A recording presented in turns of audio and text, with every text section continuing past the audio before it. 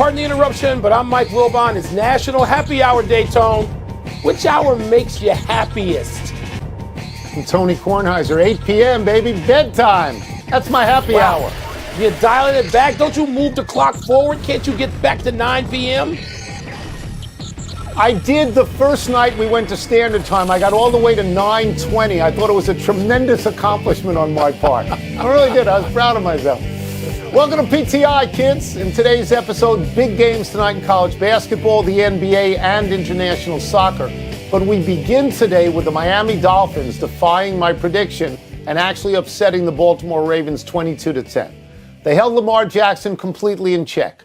The 10 points is the lowest amount Jackson has ever produced as a starter. Tua came off the bench from Miami like he did at Alabama and looked like he did at Alabama. Wilbon, how does this game challenge your assessment of both teams? It doesn't, Tony. I mean, part of my reaction starts with how many times can people be shocked that the underdog team wins? That's the season. That's what sport does. You know, there's a certain number of times the favorites win, even if it's 75% of the time the underdog team wins, in this case, Miami, 25% of the time. And this is not a season in which there's a great team in the NFL. There's not one in college football. Don't think maybe Georgia will emerge. There's not one yet that has emerged in professional football. A lot of people presumed Kansas City was going to be that team. They haven't been that team. Right. Then other teams have taken a turn at the top for a minute. You know, Green Bay, has taken a recent turn. Baltimore had a turn up there. We go, the Ravens look like the best team. They may get back to that. It's a sport. It's a league, okay? There's only 30 of them. Everybody, even the Jaguars, can win a game or two against an overwhelming opponent. So it doesn't change anything. It was entertaining, Tone. I liked watching the game. It was a surprise, but people, let's not go crazy with how shocked we are. How often can we be shocked? Two small things. There are 32 in this league, not 30. And Arizona you're right. has stayed on the top, and its one loss is a loss to a good team. But I'm going to move off that topic. The first thing that surprised me last night, I had been waiting for Miami. Mike, they were a 10-win team last year. And they they were a team on the rise. If people talk about Cleveland, Miami was a team on the rise. And they were 1-7 this year, and I wondered what happened. Now, two of their wins are against the Patriots, and now last night against the Ravens. So there's something pretty good there. The second thing that I wanted to mention was I felt the same way this morning about Baltimore that I felt on Sunday about Buffalo. Please stop telling me about Super Bowl teams and MVPs. Don't go there with me anymore, because both these teams lost and lost badly. Buffalo scored only 6 points against Jacksonville, and its quarterback, Josh Allen, looked bad. Baltimore scored only 10 points against the 30th ranked defense in the league against Miami, and its quarterback looked bad. So I don't want to hear that. To your other point, though, I'm just going to look at the AFC, Mike. Buffalo, Baltimore, Tennessee without Derrick Henry, Kansas City, the Chargers, the Raiders, Cleveland, now New England, now Pittsburgh. I defy you or anybody else to find a favorite. You can't do it. They all have flaws. They're flawed teams. And therefore, people ought to stop with how shocked they are with every single result. I mean, like you mentioned, Tone, Miami has not been so bad for so many years. They're not the Detroit Lions. And they've had a disappointing season so far, but they can still jump up and beat you, as Baltimore found out last night. We got some sexy games in the sports schedule tonight, Tone. It might be a 3 TV night if I was in the man cave, but I'm not. In college basketball, number 2, UCLA hosts number 4, Villanova. Both those teams won their openers by more than 35. In the NBA, the East leading Bulls, yes, Bulls, meet the West leading Dubs, the Warriors. And in soccer, the U.S. men host Mexico in a World Cup qualifier in Cincinnati. Tone, which of these matchups do you find the sexiest? They're all sexy. UCLA at Pauley is always fun to watch. Always. And they played Villanova. They're both in the top 5. UCLA has 1 million championships, and Villanova has 2 in the last 5 years. So I like this. I would like to see this. This, I think, is a test for UCLA. Pac-12 teams, let's see how good they are, and they are at home.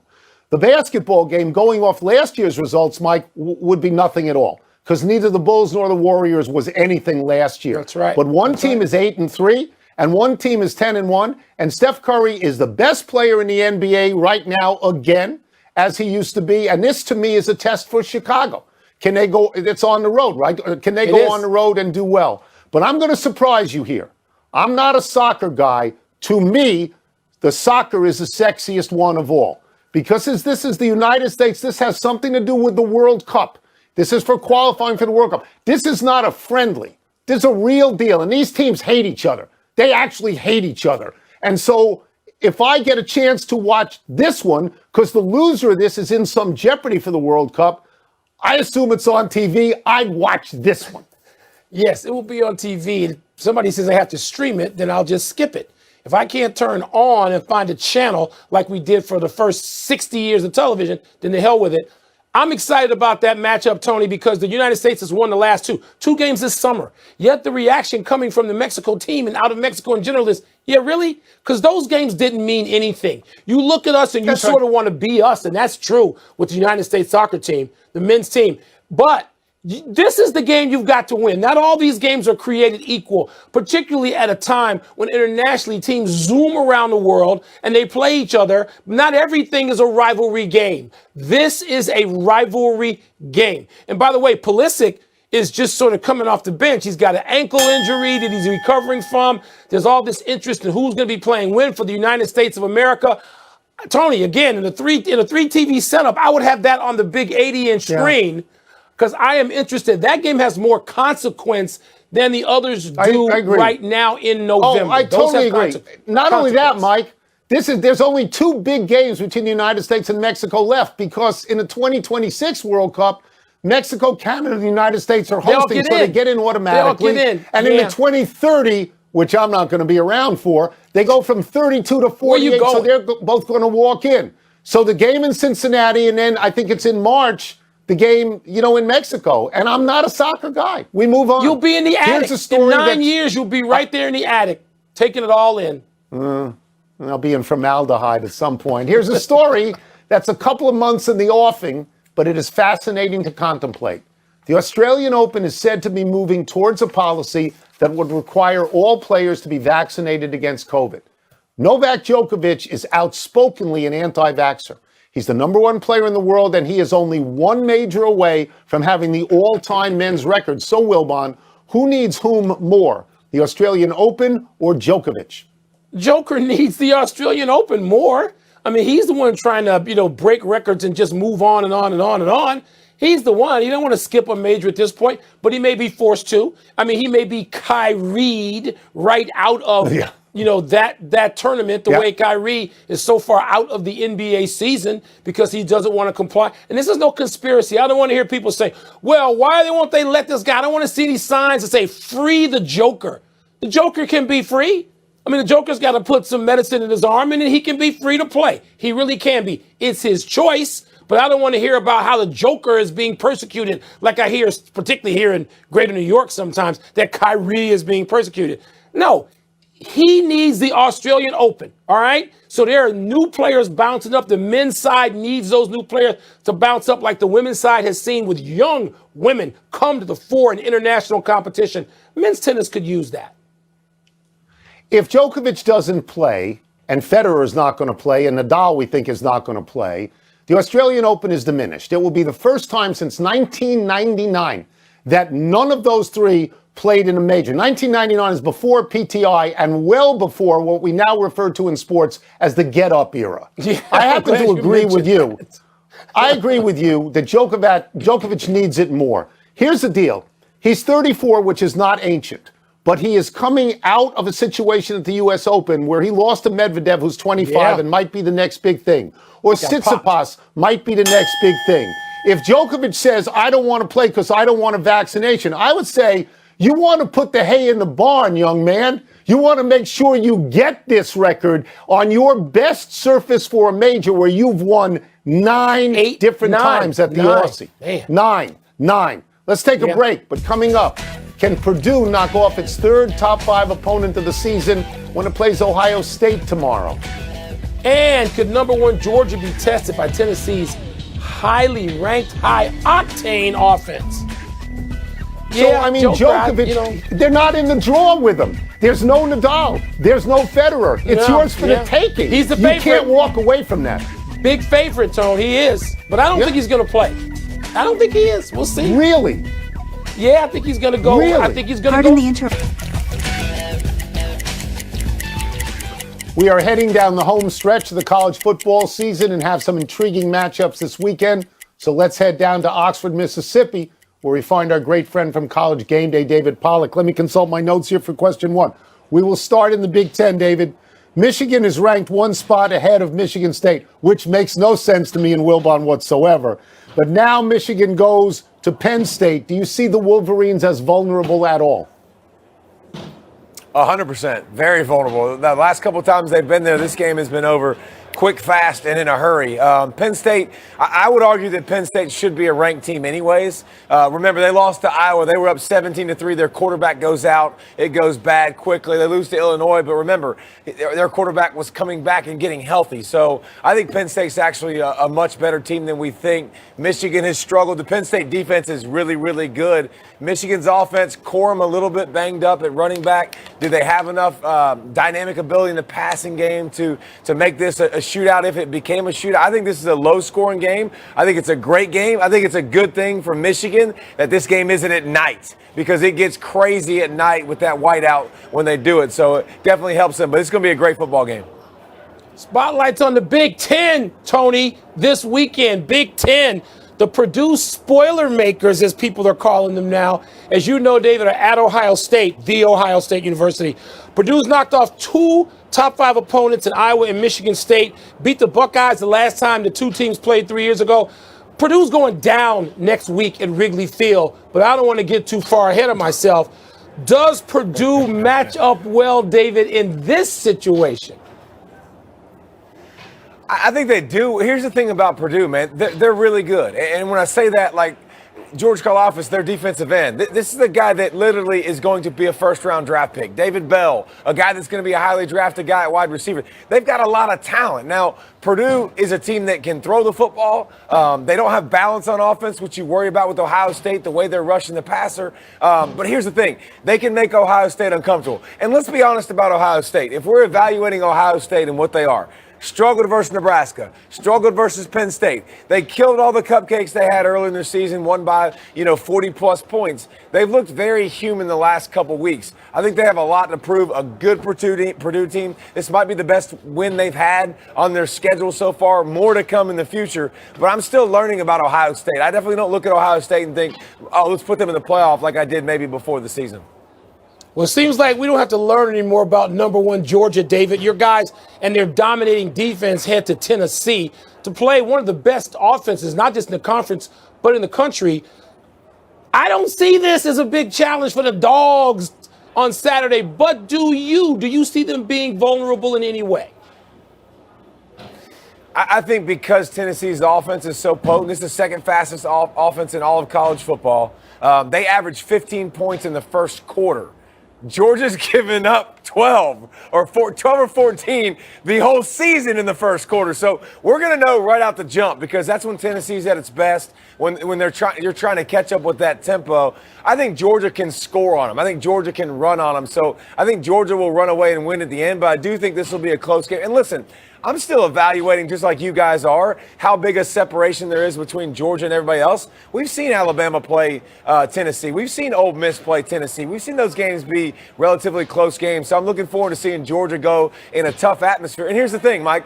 This is their last test before the SEC Championship game. They don't have any more tests that we're going to look at and go, that team can beat them. So excited to see what Georgia can do traveling to Knoxville with a young Tennessee team that kind of has some momentum going in their direction. We will get you out of here on this one, David, and it's about Cincinnati. Cincinnati is number 5 in the most recent poll. They went up 1.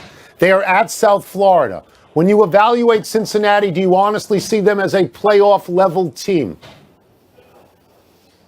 I think I do because this year, if we're going to start evaluating one-loss teams, which we're going to get to that point, and we're already at that point now with all the carnage that's happened in college football, we got to at least put them up there in the conversation. And I think they're really good on both sides of the football. I don't think they're elite, but I also can poke holes in Alabama, and I don't think they're elite defensively. I think Cincinnati has the best 1-2 punch in the country at corner. I think they have a really, really good offense. They got a lot of guys that are going to play on Sunday. Listen, they got to play better. They can't squeak out wins over Tulsa and Navy and Tulane consistently down the rest of the way. But they'll get right tonight because USF is not very good. They'll play them tonight. They'll beat them. If they keep winning, they're going to keep themselves in the conversation because I think there's more coming. Oregon's got to play Utah probably twice. Alabama's still got to beat Auburn, where they haven't won in 6 years, at Auburn. So I still think that A&M and Ole Miss are going to play this weekend. I still think there's more losing to be done, and they still have that trump card where they beat Notre Dame, who's sitting there at 9 behind them. Thank you, David. Thanks so much. Thank you, David. Appreciate it. Appreciate it, guys. You can watch more of David and the entire Game Day crew on ESPN tomorrow morning at 9 a.m. Eastern. Let's take one last break, but still to come, will Aaron Rodgers be back to face the Seahawks on Sunday? There's no way he won't be back. There's no way. None. He won't be back. Did 4 players really deserve to get ejected from last night's Pacers-Jazz game? That was exciting.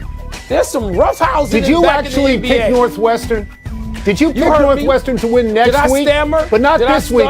24 and a half down to Wisconsin. Next week. Nadia Comaneci, the Romanian gymnast, was there at the dawn of the explosion in women's gymnastics.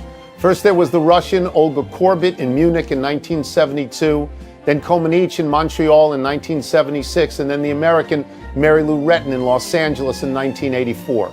They made women's gymnastics an absolute must-watch in the Summer Olympics and paved the way for gymnasts all the way up to Simone Biles. Comaneci won 5 gold medals in all, plus 3 silvers and a bronze. She later married the great American men's gymnast Bart Conner, and they ran gyms together. Tony, you know how when you're out and about covering sports like we have, you see a famous person like Reggie Jackson or somebody and Julius Erving, and you can't speak. That's how I am when I see Nadia Comaneci, the first gymnast ever to be awarded a perfect 10, I think on the uneven bars. I see Nadia Comaneci working for some television network at the Olympics. I'm speechless. She's that big a star, and we're about the same age. I can't get over it whenever I see her.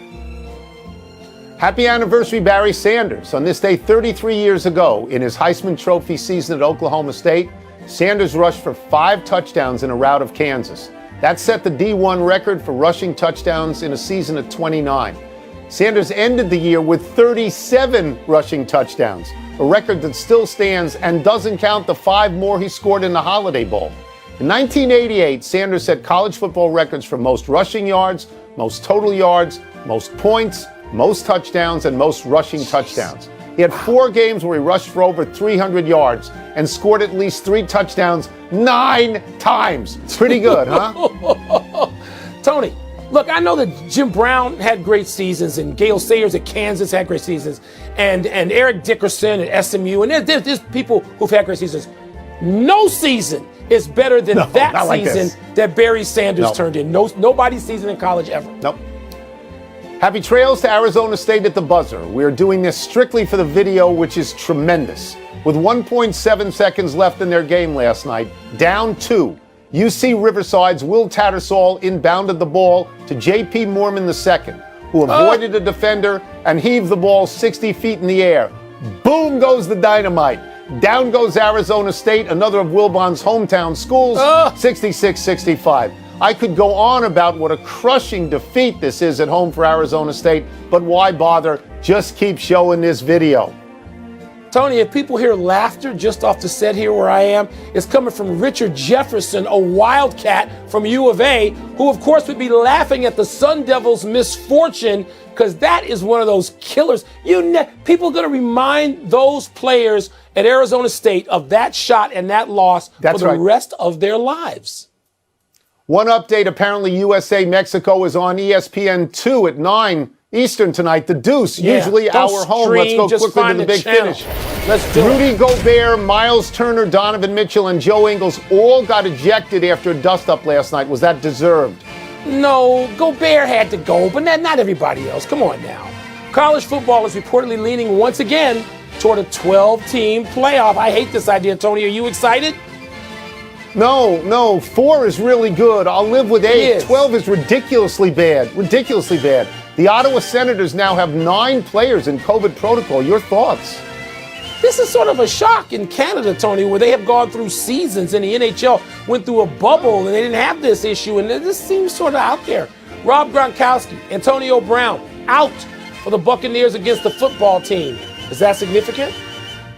Football team's in hard times. It's hard to think that Tom Brady won't win this game even without them. Last one, Aaron Rodgers could be back as the Packers host Russell Wilson and the Seahawks. That's a must-watch, isn't it? It is a must-watch, and we know it's going to happen. Sorry, Jordan Love. The bad man is back. Out of time. We'll try and do better the next time, and I'm Tony Kornheiser. I'm Mike Wilbon. Have a great weekend, Knuckleheads. You can see Greeny, Stephen A., Richard Jefferson, and me duke it out at Countdown, 7 Eastern, your Sports Center. Jake Plutzer, shout out.